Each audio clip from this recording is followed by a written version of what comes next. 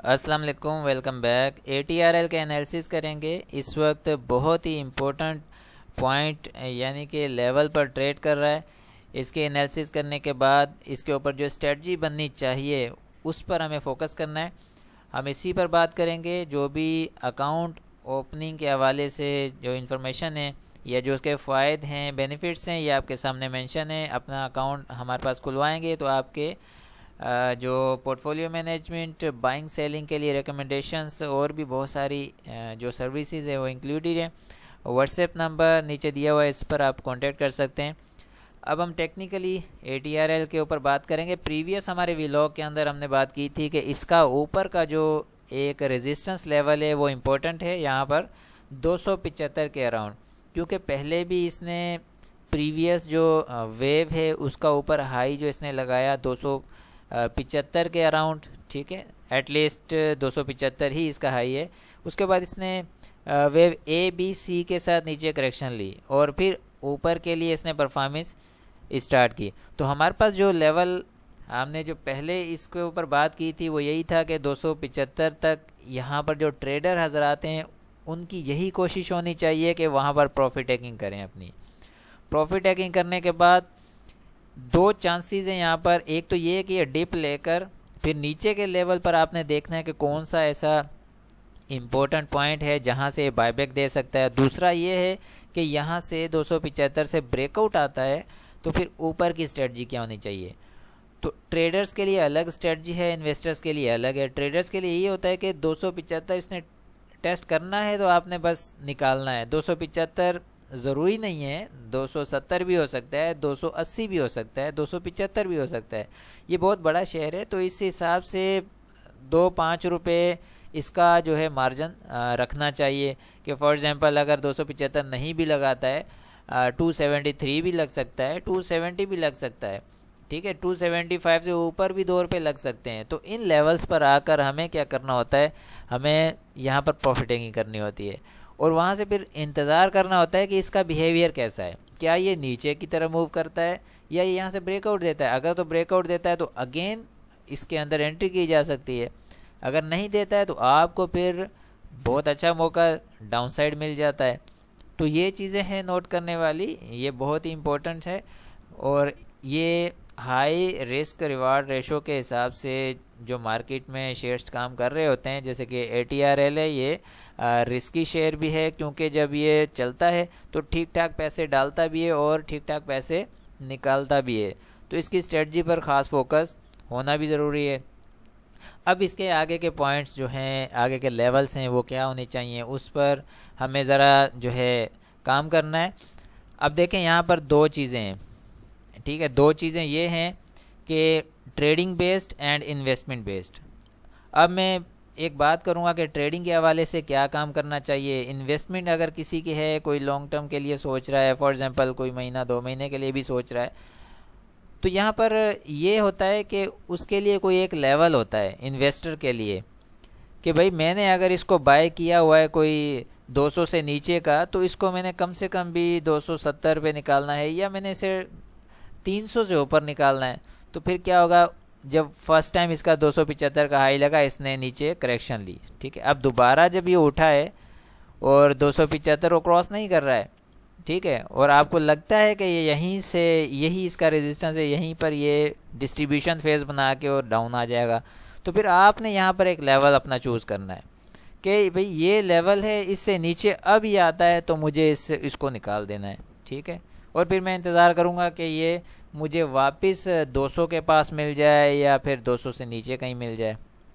ये तो एक इन्वेस्टर की एक स्ट्रेटजी हो सकती है। ये इन्वेस्टर भी यहाँ पर कोई लॉन्ग टर्म स्ट्रेटजी के साथ बैठ नहीं सकता।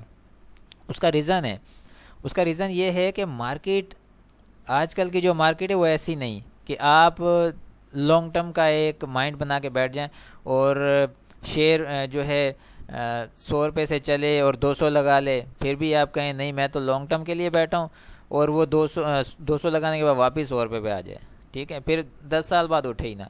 ये लॉन्ग टर्म की जो स्ट्रेटजी है ना, ये बिल्कुल ठीक नहीं है। आपकी स्ट्रेटजी लॉन्ग टर्म होनी चाहिए लेकिन शेयर्स के लेवल्स के साथ होनी चाहिए। फॉर एग्जांपल एक शेयर की कैपेसिटी जैसे कि NRL है, इसने काफ़ी टाइम यहाँ पर 160 170 के बीच में गुजारा, 160 170, ठीक है। यहाँ से आपकी ये स्ट्रेटजी होनी चाहिए कि एक 100 रुपया यहाँ पर ये डाले तो मैं इसको एग्ज़िट करूँगा। ये इन्वेस्टमेंट का एक माइंड होता है, ठीक है। तो इसने यहाँ पर 100 रुपया एटलीस्ट डाल दिया, तो आपको यहाँ पर कम से कम भी एग्ज़िट करके फिर वेट करना चाहिए, फिर ये डाउन, ठीक है। तो फिर ये दोबारा 50 रुपये नीचे आया, अगेन बाइंग की जा सकती है। आजकल की मार्केट के अकॉर्डिंग मैं बात कर रहा हूँ। तो दूसरा ये है कि जो ट्रेडर है वो ज़्यादा से ज़्यादा क्या सोचता है, अगर इसने जब 160 170 के बीच में काफ़ी टाइम इसने जो है यहाँ पर एक्यूमुलेशन की, तो वो यही सोचता है कि ये जैसे यहाँ से निकलता है तो मुझे अगर इसमें से 40-50 रुपये भी मिल जाए तो मेरे लिए बहुत हैं। तो वहाँ पर आकर वो एग्ज़िट करता है, फिर वो डिप लेता है, 20-30 रुपये डिप लेता है, फिर वो पकड़ लेता है। तो ये एक ट्रेडर की अलग स्ट्रेटजी चल रही होती है। तो यहाँ पर अब ये हुआ कि जो ट्रेडर हैं या जो इन्वेस्टर हैं, अब वो अपने अपने माइंड के साथ चल रहे हैं। यहाँ पर मैं क्लियर ये करूँगा कि अब आने वाले दिनों में या अब आगे की स्ट्रेटजी क्या होनी चाहिए, ठीक है। प्रीवियस व्लॉग में हमने यही बात की, 275 इंपॉर्टेंट है, टूट जाता है तो चांसेस ज़्यादा यही हैं, ठीक है। 75% यही चांसेस है कि ये ऊपर ब्रेकआउट दे देगा और ऊपर के रेट भी देगा। ऊपर के रेट अभी हमने तय नहीं किए हैं, वो हम डिस्कस कर सकते हैं, यहाँ पर भी डिस्कस कर सकते हैं, लेकिन उसके ऊपर टाइम ज़्यादा लग जाएगा और उसके एनालिसिस फिर और भी ज़्यादा डीप में जाकर होते हैं। तो मैं यहाँ पर ब्रेकआउट की बात कर सकता हूँ कि ये ब्रेकआउट दे सकता है, ठीक है, चांसेस ज़्यादा हैं। लेकिन अगर नहीं भी देता है तो आपकी स्ट्रेटजी क्या होनी चाहिए। देखें, अब ये है कि इसकी एक रेंज है जो आ रही है 275 से लेकर नीचे 215 के अराउंड, इसके बीच में एक रेंज है, ठीक है। अब ट्रेडर क्या करे, यहाँ से 210 200 से लेकर 220 के बीच का रेट पकड़े, ठीक है, इस जगह से पकड़े, ऊपर इसको 250 से ऊपर निकाले, ये एक स्ट्रेटजी अपनी बनाए। अब यहाँ पर करंट पोजीशन के मुताबिक बात करें, एक इंट्राडे ट्रेडर एक अलग होता है, फिर इन दोनों ट्रेडर से, इन्वेस्टर से और ट्रेडर से अलग हटकर एक इंट्राडे ट्रेडर होता है जो दिन में सिर्फ काम करता है, उसने आज ही लिया आज ही बेचना है। अब उसके लिए क्या होगा कि एक लेवल है यहाँ पर मौजूद है, उस पर मैं बात कर देता हूँ, ठीक है।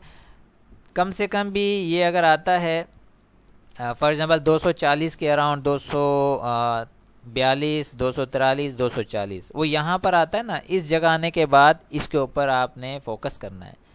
फोकस ये करना है कि इसका बिहेवियर कैसा रहता है, आया कि यहाँ से ये बायबैक दे रहा है या नहीं दे रहा।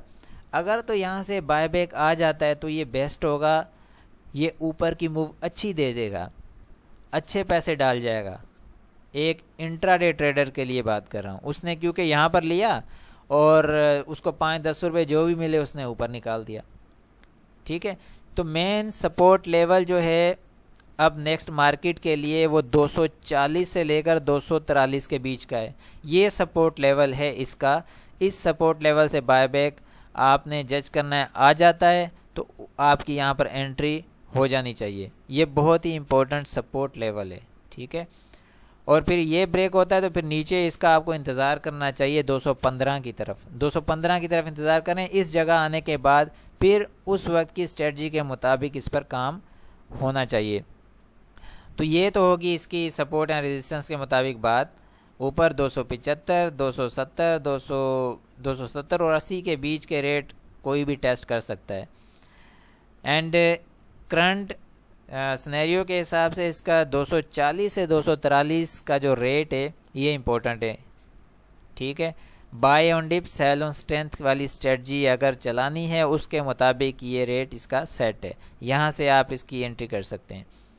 और दूसरी चीज़ ये है कि फिर इन्वेस्टर्स जो माइंड रखते हैं वो अपना एक स्टॉप लॉस लेवल का एक इस्तेमाल करें और नीचे के रेट्स अगर मिलते हैं फिर उनका इंतज़ार करें, ठीक है। स्टॉप लॉस लेवल भी रखें और उससे नीचे फिर वेट करें। ऐसा नहीं है कि जल्दबाजी में फिर जो है कोई डिसीजन लें, इंतज़ार करें।